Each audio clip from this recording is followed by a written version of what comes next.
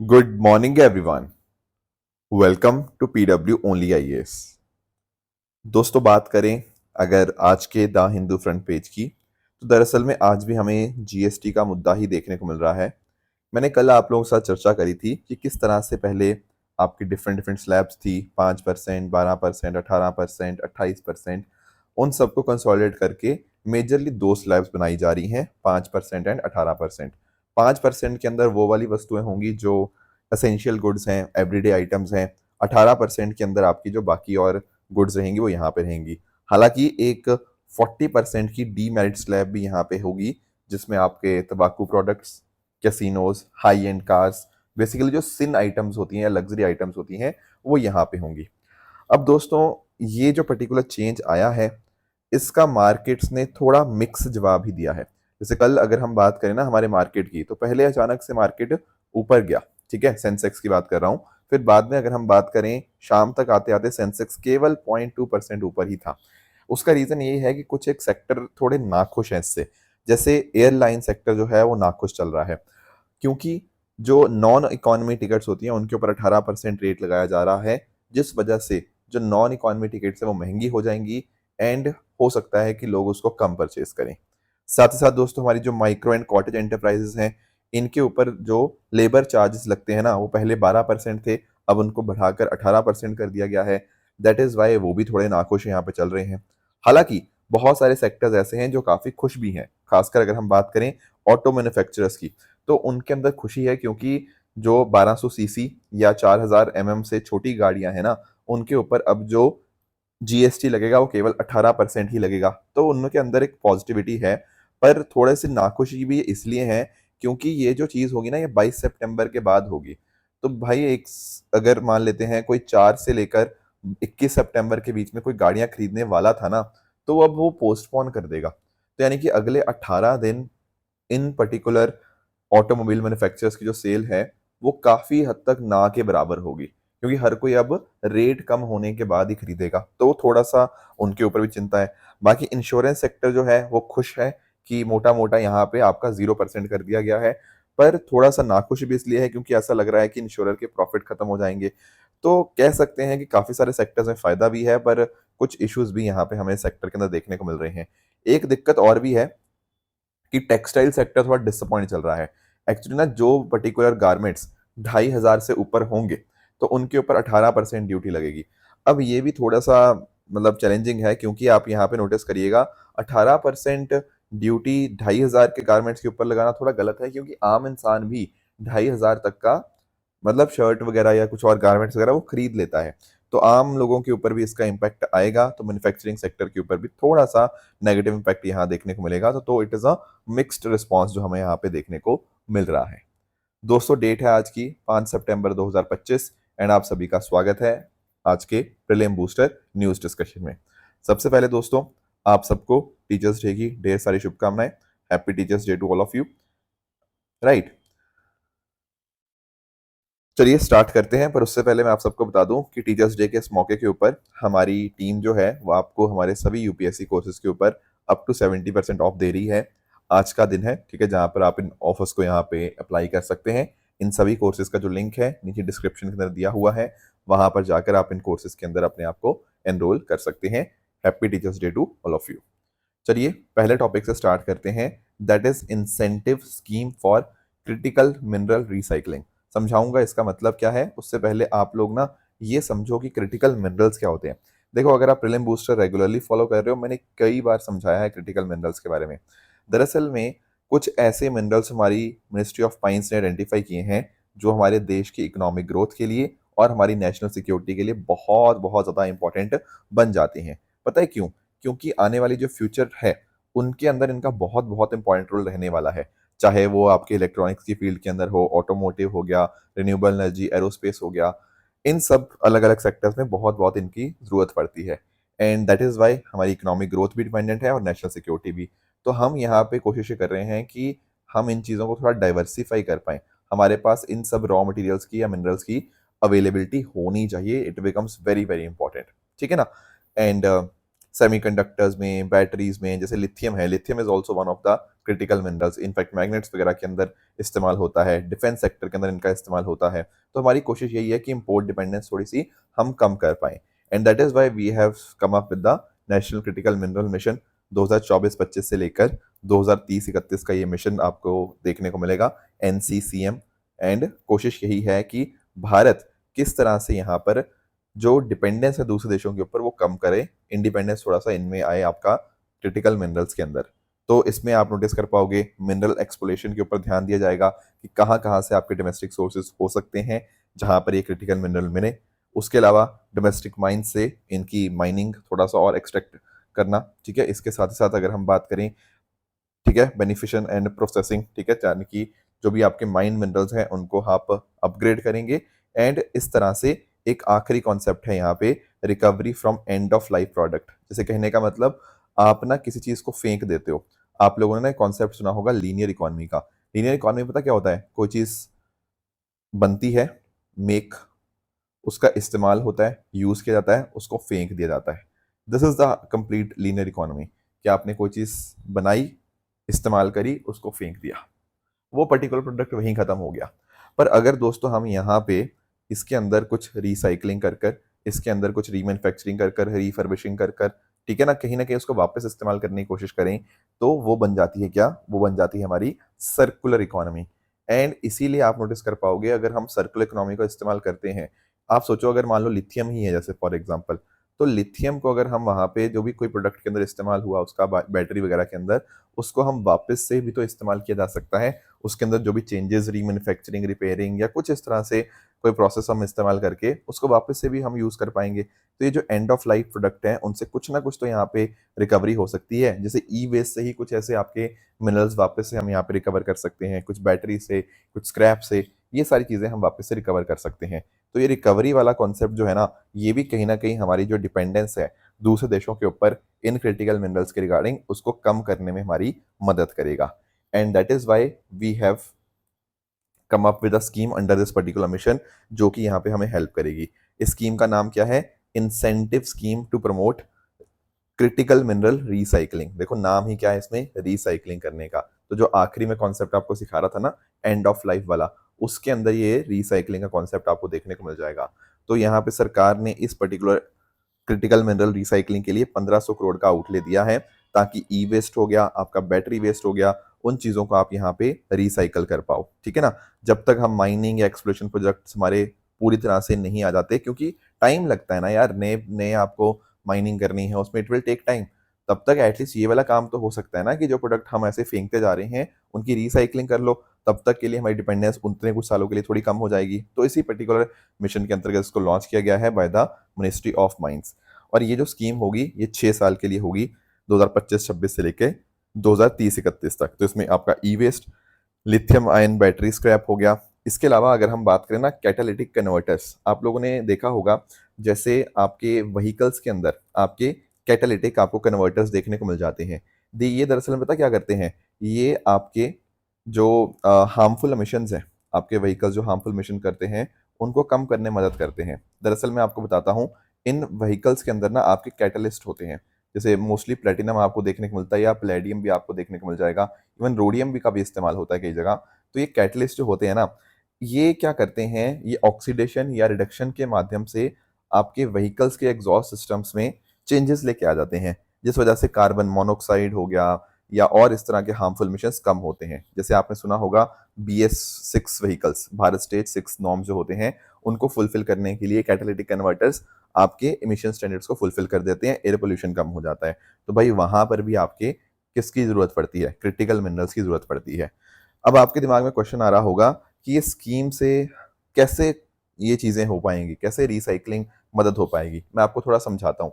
देखो एक्चुअली में पता क्या होता है, जब भी हम बात करते हैं ना रिसाइकलिंग की, उसमें दो तरह की चीजें हो सकती हैं। एक होता है आपका कैपेक्स, जिसको हम बोलते हैं क्या, कैपिटल एक्सपेंडिचर के नाम से। आप लोगों ने अगर इकोनॉमी मेरे से पढ़ी है तो आपको ये वर्ड्स ऑलरेडी पता होंगे। एक वर्ड होता है ओपेक्स, ओपेक्स होता है आपका ऑपरेटिंग एक्सपेंडिचर। अब फर्क पता क्या है, कैपिटल एक्सपेंडिचर आपका वन टाइम खर्चा होता है। जैसे फॉर एग्जांपल मान लेते हैं आपने कोई प्लांट लगाना है, कोई मशीनरी लगानी है, कोई टेक्नोलॉजी लगानी है, ये कैपेक्स में आएगा। पर जब हम बात करते हैं ऑपरेटिंग, ऑपरेटिंग जब भी वर्ड आए ना, आपको डे टू डे एक्सपेंडिचर की बात करनी है, रोजमर्रा के जो खर्चे होते हैं। तो डे टू डे एक्सपेंसेस जो लगते हैं, डे टू डे खर्चे लगते हैं ऑपरेशंस को चलते रहने के लिए, उनको ओपेक्स बोल देंगे। केपेक्स वन टाइम खर्चा, ओपेक्स जो रोजमर्रा के खर्चे होते हैं। अब अंडरस्टैंड करना, जब हमें रिसाइकलिंग करनी है तो रिसाइकलिंग के लिए प्लांट्स वगैरह लगाने पड़ेंगे बड़े बड़े, ठीक है ना, एल्यूमिनियम प्लांट हो गया या जो भी इस तरह से प्लांट हो गया, आपके ई वेस्ट प्लांट्स वगैरह लगाने पड़ेंगे। तो वो आएंगे किसके अंदर, वो आएंगे कैपेक्स के अंदर, ठीक है ना। And when we talk about opex, opex में क्या आ जाएगा, जैसे फॉर एग्जांपल मेंटेनेंस कॉस्ट आ गया उस चीज़ की, या फिर आप किस तरह से जो भी अलग अलग केमिकल चीज़ों का इस्तेमाल करेंगे एक्सट्रैक्शन प्रोसेस के अंदर, जो भी इस तरह के रोजमर्रा के रिसाइकलिंग ऑपरेशंस होंगे वो ओपेक्स के अंदर आ जाएंगे। तो हम ना दरअसल में कैपेक्स के लिए भी और ओपेक्स दोनों के लिए यहाँ पे कुछ सब्सिडी दे रहे हैं। जैसे फॉर एग्जांपल 20% सब्सिडी होगी on plant machinery and utilities, यानी कि कैपिटल सब्सिडी, और साथ साथ ऑपरेटिंग एक्सपेंस के लिए भी सब्सिडी होगी कि जितना जितना आप ज़्यादा सेल करते रहोगे उसके साथ आपको ये लिंक मिलता रहेगा। तो आप यहाँ पे ध्यान में रखिएगा कि आपको दूसरे साल के अंदर 40% एंड पांचवें साल के अंदर 60% आपको सब्सिडी मिल जाएगी। टोटल सब्सिडी कितनी है, 20% की। जैसे फॉर एग्जांपल मान लेते हैं यहाँ पे लार्ज यूनिट है, ठीक है, 50 करोड़ वाला, तो वहां पे ओपेक्स के लिए 10 करोड़ हो जाएगा, एंड स्मॉल यूनिट 25 करोड़ है तो वहां पे 5 करोड़ ओपेक्स के लिए हो जाएगा। तो इस तरह से कैपिंग यहाँ पे करी गई, कितना कितना आपको यहाँ पे फायदा मिलेगा। तो दोनों तरह के फायदे मिलेंगे, कैपिटल एक्सपेंडिचर के लिए भी और ऑपरेटिंग एक्सपेंडिचर के लिए भी, ठीक है। तो लार्ज रिसाइकलर और स्टार्टअप्स को फायदा मिलेगा, एंड इवन छोटों को के लिए मिलेगा, छोटे जो रिसाइकलर होते हैं, जैसे 1/3 फंड्स सिर्फ और सिर्फ छोटे या नए रिसाइकलर्स के लिए भी आपको बेनिफिट यहाँ पे देखने को मिल जाएगा। तो ये कुछ बातें थी इस स्कीम के बारे में जो आपको यहाँ पे क्लियर होनी चाहिए। अगले टॉपिक पे दोस्तों आते हैं एंड देख लेते हैं big four snakes in India के बारे में। दोस्तों जब हम बात करते हैं ना बिग फोर की, तो बिग फोर कंपनीज की बात नहीं हो रही, यहाँ स्नेक्स की बात हो रही है। तो 4 बिग फोर स्नेक्स आपको देखने को मिलेंगे। एक है इंडियन कोबरा, एक है सॉ स्केल्ड वाइपर, एक है कॉमन क्रेट, और चौथा है आपका रसल वाइपर। मैं थोड़ा थोड़ा आपको इनके बारे में समझा देता हूँ। देखो जो इंडियन कोबरा है ना, बहुत ही पॉपुलर, आपने इनका नाम सुना होगा, इंडियन कोबरा, ठीक है। ये दरअसल में ओवीपेरस होता है। अब ये इंटरेस्टिंग वर्ड है, ओवीपेरस पता क्या होते हैं, ऐसे आपके एनिमल्स जो एग्स ले करते हैं। जैसे आपने देखा होगा ना, बर्ड्स हो गया, आपके रेप्टाइल्स हो गया, ठीक है ना, तो रेप्टाइल्स की कैटेगरी में आते हैं ये, ठीक है, जो आपके स्नेक्स होते हैं। बाकी एम्फीबियन फ्रॉग्स वगैरह हो गया, वो सारे एग्स ले करते हैं, राइट, तो उनको बोलते हैं ओवीपेरस, ठीक है। तो ये जो आपके इंडियन कोबरा है ना, ये आपको भारत में, पाकिस्तान में, श्रीलंका में, बांग्लादेश में, नेपाल में देखने को मिल जाएगा। बाकी इसके अलावा आप नोटिस कर पाओगे यहाँ पे आपको रसल वाइपर, बड़ी ही इंटरेस्टिंग इसकी शेप आपको देखने को मिल जाएगी। देखने में बिल्कुल छोटा लगता है, ठीक है, छोटा है भी इनफैक्ट, और इसकी बॉडी के ऊपर ना इस तरह से छोटे छोटे आपको रिजेस आपको देखने को मिल जाते हैं। ये है सॉ स्केल्ड, सॉरी एक सेकंड, एक है, एक तो है रसल वाइपर, रसल वाइपर छोटा है, एक सेकंड, ये स्केल्स इसकी बॉडी पे भी है, और स्केल्स जो है ना वो आपको यहाँ पे सॉ स्केल्ड वाइपर की बॉडी के ऊपर भी आपको यहाँ पे देखने को मिल जाएंगे। रसल वाइपर की अगर हम बात करते हैं ना, तो रसल वाइपर के जो आपके बॉडी है थोड़ी सी थिक होती है, देखने में छोटा है, पर ओवरऑल इसकी जो लेंथ है वो आप इसको ओपन करोगे ना तो वो बड़ी आपको यहाँ पे देखने को मिल जाएगी। कंपैरिजन में सॉ स्केल लग लंबा रहा है पर है नहीं, क्योंकि ये इस तरह से ओपन अप होके इसको फोटो यहाँ से ली गई है। ऑन द अदर हैंड अगर हम बात करें, यहाँ पर आपको कॉमन क्रेट देखने को मिल जाएगा, ये ब्लैक कलर का आपको होता है, ये साउथ एशिया में आपको पूरा देखने को मिल जाएगा, ठीक है। ये नाम आपको जरूर पता होना चाहिए कि अच्छा 4 कौन से होते हैं जिनको हम बिग फोर जानते हैं। तो Indian cobra, saw scaled viper, Russell viper and common crate, ये 4 आपको देखने को मिल जाएंगे। अब दोस्तों बात करें ना, यहाँ पर क्लाइमेट चेंज का impact in big four snakes के ऊपर आ रहा है। अब आपके डाउट आ रहा होगा दिमाग में कि क्लाइमेट चेंज का इनके ऊपर कैसे इम्पैक्ट आएगा। देखो क्लाइमेट चेंज का इम्पैक्ट कुछ इस तरह से है कि आप अंडरस्टैंड करो कि इनका जो हैबिटेट है ना वो सूटेबल नहीं रह रहा। क्योंकि आप अंडरस्टैंड करो, अगर किसी जगह गर्मी हो रही है, किसी जगह ठंड हो रही है, तो टेम्परेचर इनको लिए सूटेबल होगा, उस वजह से सूटेबिलिटी इनकी कम हो जाएगी, and that is why they try to shift to some other places. तो इस तरह से आप नोटिस कर सकते हो, जैसे नॉर्थ ईस्टर्न स्टेट्स, यहाँ पर आप नोटिस कर पाओगे क्योंकि क्लाइमेट कंडीशन यहाँ पे सूटेबल है, तो ऐसा माना जाता है कि यहाँ पर स्नेक्स की संख्या जो है वो बढ़ेगी। बाकी सदर्न रीजन के अंदर आप नोटिस कर पाओगे तो यहाँ पे डिक्लाइन हमें इनके हैबिटेट के अंदर देखने को मिल रहा है। बाकी जैसे मैंने आपको बताया कि हरियाणा, राजस्थान, असम, मणिपुर, जो आपकी नॉर्थ ईस्टर्न स्टेट्स हैं, वहां पर इनका एक्सपेंशन हो रहा है, इन पर्टिकुलर आपके जो बिग फोर स्नेक्स का। बाकी दोस्तों बात करें भारत की, तो भारत में जो 90% से डेथ्स होती है ना स्नेक बाइट की वजह से, वो इन्हीं चारों की वजह से होती है जो आपको यहाँ पे पिक्चर के अंदर देखने को मिलेंगे। एंड इनफैक्ट भारत के अंदर स्नेक बाइट को निग्लेक्टेड ट्रॉपिकल डिजीज एनटीडी का यहाँ पे मतलब क्लासीफाई यहाँ पे किया हुआ है। इसके साथ ही साथ अगर हम बात करें दुनिया भर की डेथ्स की, तो लगभग आधी जो डेथ्स होती हैं वो भारत देश के अंदर ही होती हैं। खासकर दोस्तों अगर हम बात करें ना, तो ऐसा देखा गया है कि जो गरीब किसान होते हैं, जो पुअर फार्मर्स होते हैं, मोस्टली उनको यहाँ पे ये चीज़ें इम्पैक्ट करती हैं। तो इस वजह से ये चीज़ हमारे लिए बहुत बहुत ज़्यादा इंपॉर्टेंट हो जाती है। वैसे तो देखो 300 से भी ज़्यादा स्पीशीज़ हैं भारत के अंदर स्नेक्स की, पर these are the 4 most important जो आपको यहाँ पे पता होनी चाहिए। एंड यही सबसे ज़्यादा डेंजरस है, क्योंकि इन्हीं से सबसे ज़्यादा डेथ्स भारत के अंदर आपको देखने को मिलती हैं because of snake bite. Next आते हैं अगले टॉपिक की तरफ, that is global peace index 2025। दोस्तों एक ऑस्ट्रेलिया बेस्ड आपको इंटरनेशनल थिंक टैंक देखने को मिल जाएगा जिसका नाम है institute for economics and peace. Very very important and very famous institute, ठीक है। इस इंस्टीट्यूट के द्वारा यहाँ पर एक ग्लोबल पीस इंडेक्स यहाँ पे हर साल निकाला जाता है। अब इस पीस इंडेक्स में टोटल 163 कंट्रीज को एनालाइज किया गया, यानी कि दुनिया की लगभग 99.7% पॉपुलेशन को यहाँ पे इन्होंने कवर किया। एंड उसमें देखा गया कि कौन सी देश कितना ज़्यादा शांत है। एंड उसके अंदर आप नोटिस कर पाओगे यूरोप के ज़्यादातर देश शांत आए, जैसे फॉर एग्जांपल आइसलैंड सबसे टॉप पे था। और मैं आपको कुछ डेटा देता हूँ, जैसे आइसलैंड के बाद फिर Ireland, New Zealand, Finland, Austria, Switzerland, Singapore, Portugal, Denmark, Slovenia, ये सबसे ज़्यादा शांत एक मतलब आपको देश जो देखने को मिले। अब क्वेश्चन ये आता है कैसे डिसाइड किया था कौन सा देश शांत है या नहीं है। तो 3 डोमेन्स के अंदर 23 इंडिकेटर हैं। जैसे फॉर एग्जांपल पहला डोमेन है सोसाइटल सेफ्टी एंड सिक्योरिटी, वहाँ क्राइम रेट कितना कम है, पॉलिटिकल स्टेबिलिटी है या नहीं, रिफ्यूजीज का कितना इम्पैक्ट है वहाँ पे।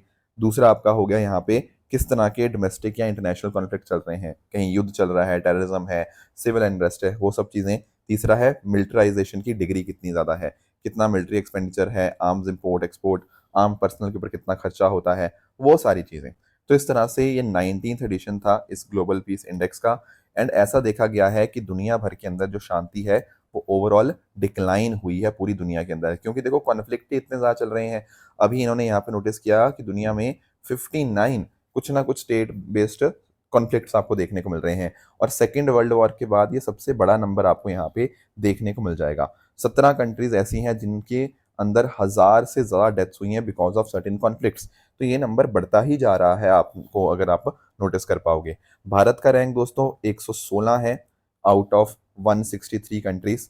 लास्ट ईयर हमारा सॉरी इस मतलब पिछले साल हमारा रैंक 116 था, इस बार आपका रैंक है 115। तो भारत का रैंक एक पायदान ऊपर हुआ है as compare to previous year. ये बात आप ध्यान में रखेंगे। दुनिया में ना साउथ अमेरिका एक ऐसा रीजन है जहां पर शांति बड़ी है, मतलब पीस वहां पे ज्यादा हुआ है साउथ अमेरिका के अंदर। अगर हम दोस्तों साउथ अमेरिका को छोड़ देना तो बाकी सब जगह शांति जो है, पीस है, वो कम ही हुआ है। इनफैक्ट दुनिया में सबसे जो ज्यादा इफेक्टेड एरिया है वो मेना है, मिडल ईस्ट नॉर्थ अफ्रीका जो रीजन आपको देखने को मिल जाएगा। ये दुनिया का सबसे कम शांत एरिया है, सबसे ज़्यादा कॉन्फ्लिक्ट आपको यहीं पर ही आपको देखने को मिल जाएंगे, ठीक है ना। बाकी यूरोप मैंने बताया आपको सबसे ज़्यादा डोमिनेट करता है। सबसे कम शांत देशों की बात करें तो उसमें आपको Russia, Ukraine, Sudan, democratic Republic of Congo and Yemen. And बहुत ही ऑब्वियस सी चॉइसेस हैं कि हाँ यहाँ पे सबसे कम आपको पीस आपको देखने को मिलेगा। तो ये कुछ बातें थी जो आपको ग्लोबल पीस इंडेक्स के बारे में पता होनी चाहिए। नेक्स्ट आते हैं अगले टॉपिक पे, that is your vulture conservation project. पहले थोड़ा सा वल्चर्स के बारे में अंडरस्टैंड करते हैं। दोस्तों भारत की अगर हम बात करें ना, तो भारत में 9 तरह के आपको वल्चर्स आपको देखने को मिल जाएंगे। आप इनके यहाँ पे नाम देख सकते हो। जैसे एक तो ये 4 हैं, white backed vulture, long billed vulture, slender billed vulture, red headed vulture. ये चारों क्रिटिकली इंडेंजर्ड, इन पे आईयूसीएन स्टेटस है। एक आपका इजिप्शियन वल्चर आएगा, वो इंडेंजर्ड स्टेटस आपको देखने को मिल जाएगा। उसके अलावा Himalayan vulture, cinereous vulture, bedded vulture, इसका आईयूसीएन स्टेटस नियर थ्रेटेंड है। एंड एक है यूरेशियन ग्रिफॉन, इसका आईयूसीएन स्टेटस आपको लीस्ट कंसर्न आपको देखने को मिल जाएगा। भारत में ये 9 तरह की वल्चर की स्पीशीज यहाँ पे भारत के अंदर यहाँ पे आपको पाई जाती हैं, ठीक है।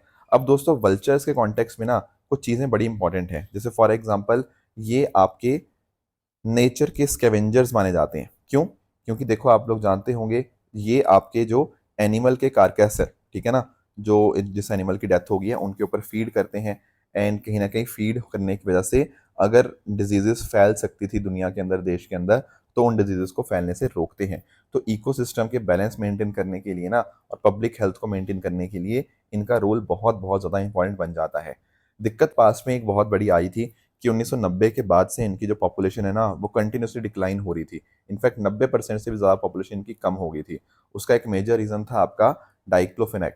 डाइक्लोफेनेक एक ऐसा पेन किलर होता है जो आपके कैटल को दिया जाता है उनकी प्रोडक्शन को बढ़ाने के लिए भी, राइट। और जब ऐसा देखा गया कि एनिमल की डेथ हो जाती है, कैटल की डेथ हो जाती है, फिर जब वल्चर उसको खाता था ना तो कहीं ना कहीं उसके अंदर वो बीमारी हो जाती थी एंड वल्चर की भी डेथ हो जाती थी। तो इस वजह से वल्चर की काफ़ी पॉपुलेशन कम हो रही थी, दैट इज़ वाई हमने इसको बैन किया, राइट। तो ठीक है, इन्हीं तरह से कैरियन ईटिंग बर्ड्स है, बेसिकली कार्कस को ही खाते हैं एंड वाइल्ड फ्लाई डिजीज को कंट्रोल करने में हमारी मदद करते हैं। बाकी टाइप्स मैंने आपको बताई दी, नेचुरल स्कैवेंजर की तरह यहाँ पर हैं।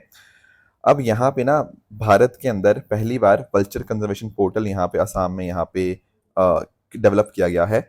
इसके माध्यम से यही है कि हम यहाँ पे जो वल्चर्स को एक्सटिंक्शन का खतरा है, खासकर क्रिटिकली इंडेंजर्ड है, उनको हम यहाँ पे कंजर्व करने की कोशिश करें, उनके नंबर्स को हम यहाँ पे ट्रैक करते रहें, उनका डेटा हम यहाँ पे देखते रहें एंड साथ साथ हम साइंटिफिक रिसर्च इनके ऊपर करें और लोगों को भी यहाँ पे अवेयर करें।